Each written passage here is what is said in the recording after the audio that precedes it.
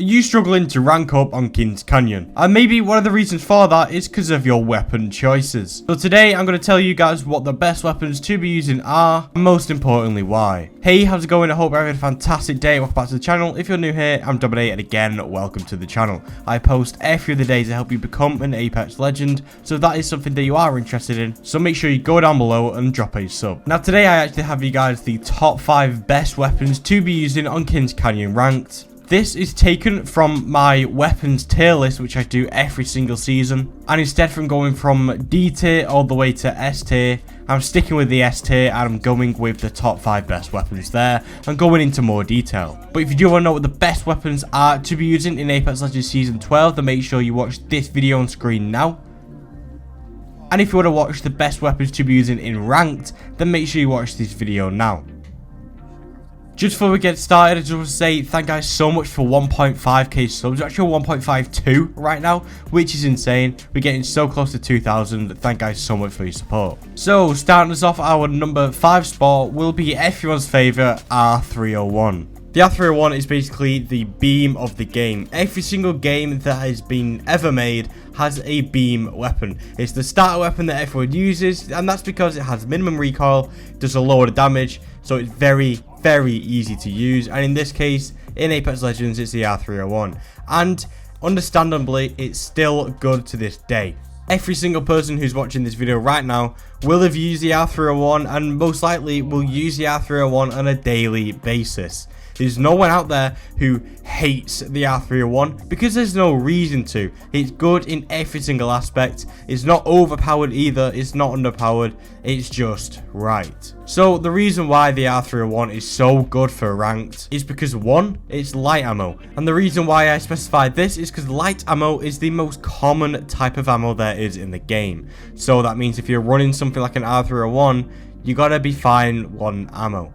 You're not going to struggle finding any, and if you are, that's just unlucky. That's just the game's RNG. But yeah, light ammo is the most common ammo there is within the game, so if you are running the R301, you got to be finding a lot of ammo to go with it. So that's a very big positive. The other thing is that it's very good at different ranges. You can use it long range with a 2 to 4, you can use it medium range with a 3 times or a 2 times, and you use it close range, either again with a 2 times or you can just hit fire. So it kind of covers every single aspect of distance: far, medium, and close. That's why the R301 will always appear on the top of the list. It has done now, and it always will do, I believe. So our number 5 spot was the R301, and coming in at our number 4 spot will be the Car SMG. Realistically, the car hasn't been out that long, and it's already dominating the scene. It's a very good weapon to use, and it has a very high pick rate. People are always picking it up, and for a very good reason. Now, it is very good at hip fire. So that means is when you don't ADS and you just shoot your weapon normally, it is very accurate. So when it comes to those close range fights, you are going to be beaming. Very good weapon to be using and picking up, mainly for that reason. Now, the one con about this weapon is that people find it very hard to control the recoil. But if you do want to know how you can get 0 recoil every single time on every single weapon, then you make sure you watch this video on the top right hand corner of the screen, and the thumbnail will be on screen now too. So yes, if you do learn to do the trick to get 0 recoil, and especially on the car, you are going to be very good at close range. Now, the car really can't be used at any other range, so it can be used close range, and that is about it. Now, I am going to talk about ammo again, but this is because the car has a unique ability, which we all know, and that is where you can swap ammo types. So the car SMG comes as a heavy ammo weapon. Now, let's say you are running it as a heavy ammo weapon, but you are struggling to find ammunition for the gun. Just swap to the light ammo mode, and again, like I said before, light ammo is the most common type of ammo there is. So if you can't find any heavy, you'll sure down find some light. So the car SMG is only really good at one distance, and that's at close range. but it can swap ammo types, so you can always find that light ammo if you can't find any heavy. It has a quite hard recoil, but if you learn how to get 0 recoil on all your weapons, then that shouldn't be an issue. And the hip fire is absolutely insane. That's what makes this weapon absolutely amazing to be picking up. So our number 5 spot was the R301. Number 4 spot was the Car SMG. And now we're up to our number 3 spot, which is taken up by the Mastiff shotgun. Now I was a little bit torn on this one, whether to put the Mastiff shotgun or the Peacekeeper here. But if we're talking in the general aspects of things, I would say that the Mastiff is actually better, just because it allows you to make a mistake. The Peacekeeper, you can't make a mistake with it. If you miss a shot, you're most likely going to lose the fight unless you have that time to go and reset. But with the Mastiff, you can miss like 2, maybe even 3 shots and still get the kill. The Peacekeeper relies on pinpoint accuracy. If you hit that, you're going to be heavily rewarded. But if you use the Mastiff, you are allowed to miss a couple shots and still get the kill. You can still do very well if you are missing some of your shots. Now, we all have bad days in the office, you know. Sometimes our aim isn't on point, and that's when the Mastiff is needed. The Mastiff has more shots, does a little bit less damage, but also has a wider pellet spread. So that means that you have more shots and you have actually more pellets to hit as well. So you have double the chance to hit your shots than you do with the Peacekeeper. So that's why Mastiff is on the list, just because my personal opinion, I believe that the Mastiff is better than the Peacekeeper. In damage wise, the Peacekeeper is better, but just because the Mastiff, especially in ranked, it's so important that you stay alive for as long as possible, that the Mastiff allows you to make a couple mistakes. Now, obviously, the Mastiff is a shotgun, so it's only going to be good at one range, and that is close range. Shotgun ammo is very easy to find, and also you don't need a lot of it. You only really need a stack or 2 stacks if you're wanting a little bit more shots, if you know you're going to be in that close quarter fight all the time. But because you only really need to carry a stack or 2, that means you're going to have a lot of inventory space spare, where you can add more light ammo, more heavy ammo, more grenades, more healables, all of these things. Even in ranked, it's especially good to carry ultimate XLs, and if you're running a shotgun, obviously, as I just said, you're not going to be running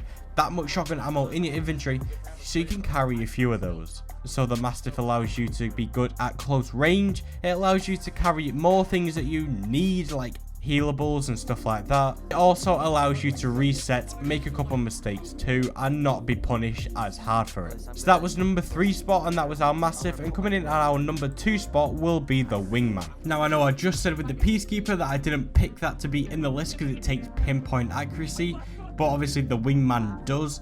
But the Wingman is too good to not to be in this list. The way that this weapon can be used medium to close range, do a hell of a lot of damage, and not only that, have a lot of ammo within the mags too. You can have a golden mag which will reload the mag for you when it's empty, and you can have a boosted loader.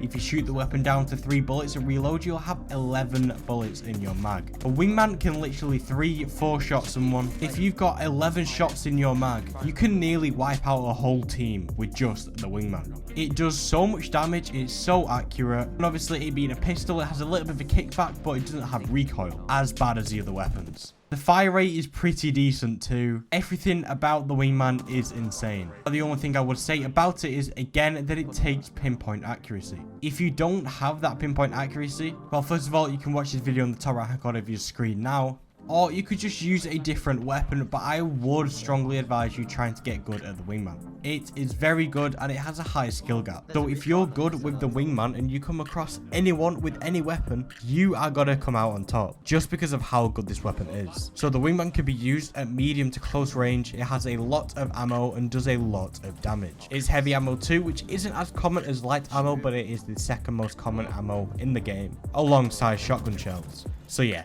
very good weapon to be using, and I would strongly suggest trying to get good at this weapon, because if you do, you're going to be absolutely destroying lobbies. So that was our number 2 spot, and coming in our number 1 spot will be the flatline. Now, yes, the flatline is in crafting rotation right now, but that's even more of a reason to pick it up, because you don't have to look for it, because you know it's in there. As soon as you land, you can look for the crafting mats and get it straight away. Now, again, like the R301, it can use at all ranges. We use it long, medium, and close. Long with the 2 to 4, medium with the 3 times or a 2 times, and close close range as hip fire. Now as a just head, hip fire, and hip fire with the flatline is absolutely insane. It's like the car SMG is on the flatline too. It's insane. The hip fire is like a SMG, and then you've got the normal AR like it is when you start to ADS. That's why this weapon is at the top of the list for me, because it can be used in every single situation. It's really good even for something like bubble fights. It's absolutely insane what this weapon can do. And again, the main reason why it's at the top of this list is some people might think it's a disadvantage, but it's because it's in the crafting. You don't have to look for the weapon. As soon as you land, you can get it off the rip and start beaming from the very beginning. So that's good content video, guys. If you found this video helpful and or entertaining in any way, shape or form, then make sure you go down below, leave a like, and once you're down there, you might as well subscribe to be entered into the next subscriber shout out. Thank you guys so much for 1.5k subs. Your support means the absolute world to me. Thank you guys so much. So yeah, once again, it's been my pleasure, and until next time,